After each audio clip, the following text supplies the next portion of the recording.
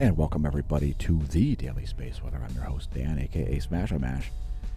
And we've got some interesting stuff going on here. A couple of M-class solar flares. You will be able to see them in the 304 angstroms view we're showing now. And they didn't lead to any coronal mass ejections. And for our regular viewers, you may be aware that we've shown repeatedly on the channel, and that it is simply a fact that you don't need solar flares to see coronal mass ejections. You don't need sunspots to see coronal mass ejections. And often, we see solar flares and no coronal mass ejections. So here's 131 angstroms, one of the better wavelengths to view solar flares. And there are two M-class flares there in this run. We'll go more in depth into that in our second video of the day, which is our Space Weather Fields and Features segment.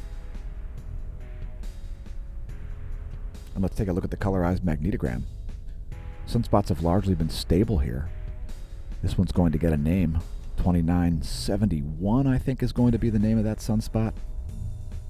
Besides that, a little bit of migration of fields here with sunspot 2965.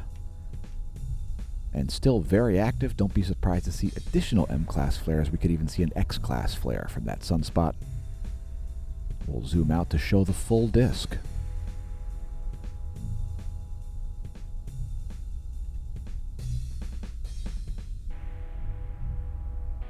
And here we are slowing things down in 131 angstroms. I think we're slowing things down.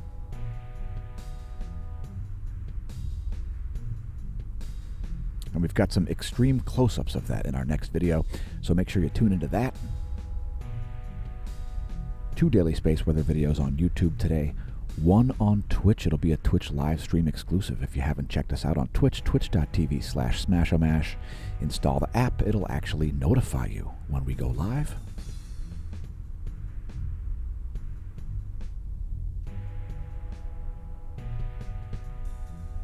Here's one of our close-ups. Our close-ups in our next video will be 94 angstroms. 131 and 94 angstroms are the two best wavelengths to view solar flares, folks. They're specifically designed to view solar flares. They take more images per minute, 10 images per minute, instead of only 2 images per minute, I believe it is, for the rest of the wavelengths. So there's some spectacular footage.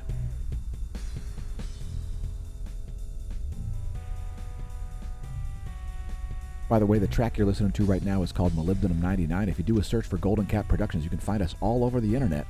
We put our music back on Spotify, as opposed to taking it off. The radio flux is at 110 solar flux units. Each solar flux unit is equivalent to 10,000 joules of radio flux density. There is the 10.7 centimeter radio flux. It's this black line, and it is the most proportional data set we have to sunspot number. This black line right here, as we see solar cycle 25 ramping up into the stratosphere a couple of years ahead of time. By the way, the Space Weather Enthusiast dashboard already showing this sudden uptick in solar cycle 25 long before schedule. It's looking more like solar cycle 22, which, as you can see, was a huge solar cycle. If you want to check out this information yourself, again, this is the Space Weather Enthusiast dashboard, one of the many data centers at the Space Weather Prediction Center. We don't see any sort of geomagnetic storms or unrest in the forecast here by NOAA. Things are looking clear. We do have some coronal holes. We'll cover that in our Fields and Features segment. A little bit about our mission if you're not aware of it. Reasons why you should help support the channel. It's because we're assisting, studying, and reporting on the ongoing formation of a unified theory of physics, raising the awareness of the general public of the relationship between space weather and Earth effects, connecting and consulting with media organizations, hence videos on YouTube and Twitch and BitChute, to demonstrate cutting-edge proof-of-concept solutions to problems. We've grown tomatoes indoors over the winter, have you? To publish scientific papers. We're working on one to explain the solar cycles. And in modern science, you better be well-rounded. We're interested in things especially like spectroscopy, chemistry, astrophysics, but not limited to those. Also health and wellness and longevity, cosmology, biology, magnetohydrodynamics, geology, and more. To assist mankind by advancing the study of predictive phenomena to optimize value and reduce risk and liability and save lives and resources and adapt no matter what the adversity is. And to not be ossified in our beliefs and to treat those who are with love, respect, and inclusion to the scientific discussion. It takes a long time for people to shift gears. And let's shift gears to talking about pole vaulting the caldera. Please don't do so. Don't pole vault the caldera, folks. No matter how bad things look, things are going to improve. 2022 is going to be an amazing year. Just watch. Quote me on it. In the meantime, don't pole vault the caldera. It could be unhelpful, and we need the views on YouTube. Pick up some merch. You can find links below the video, as well as on our homepage at smashomash.com.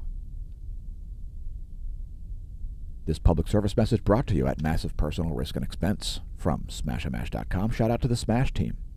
The track you were listening to is Molybdenum 99, an homage to the Smash team. Our IT department, as well as our social media manager, my girlfriend Christy. Let's take a look at global seismicity here. Give Christy a raise by picking up some merch. We see the 7 magnitude earthquake drought continue, folks. Check it out. A long time. Since mid-January, actually, since we've seen a 7 magnitude earthquake. So we are long overdue. We've seen a little uptick. Here's the largest quake of the past 24 hours. It's a 5.6 in Peru, in the southern Andes Mountains. A bit to the west of Lake Titicaca. Yes, Lake Titicaca, one of the favorite bodies of water to be pronounced by Americans in the southern hemisphere. So that was a location of that 5.6 that came in at 6:06 this morning. Let's scroll up the list here. No major quakes, but a little bit of an uptick here around the Ring of Fire. Also, at the South Sandwich Islands region, we saw at least a 5.3 there and some other quakes as well. 4.7. Some activity near Tonga and Fiji. Some activity near the Philippines and Alaska and California. And some other quakes south of where that 5.6 occurred. One of those quakes near Tonga was a 5.4. If we missed anything, just let us know in the comments. We consider these videos a collaborative effort. Thanks to everybody who's tuned in. Congratulations on realizing the channel exists. And let's take a look at volcanoes. Bezimiany on the Kamchatka Peninsula has upticked. Pyroclastic flows happening as it explodes. Produces a 33,000-foot plume of volcanic ash. It's a major uptick on the Kamchatka Peninsula. The caldera is unlikely to be pole vaulted, as there are very few people there. So, yeah, ash plumes drifting to the north-northeast from Bezimiany, all the way up to over 30,000 feet of altitude. Subanosejima, flight level 090. It's a 9,000-foot ash plume from Subanosejima. Sangay in the Philippines, Volcanian-style explosions happening, sending ash to 6.1 kilometers of altitude. Mount Ibu, flight level 070, as Mount Ibu in Indonesia explodes. 7,000-foot volcanic ash plume. Semeru on the Isle of East Java, Indonesia, flight level 140 as it explodes.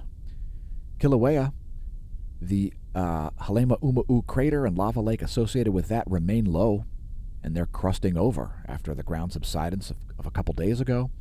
The Wolf volcano, part of Ecuador on the Galapagos Islands, producing some effusive activity. Some new real estate showing up in the Galapagos. Fuego exploding, flight level 160 in Guatemala. Sangay exploding, flight level 200 in Ecuador. Revenador in that same country, flight level 140, producing a 14,000-foot plume of volcanic ash. Sabancaya we're unable to detect. Please don't assume that it's not erupting. It very well may be.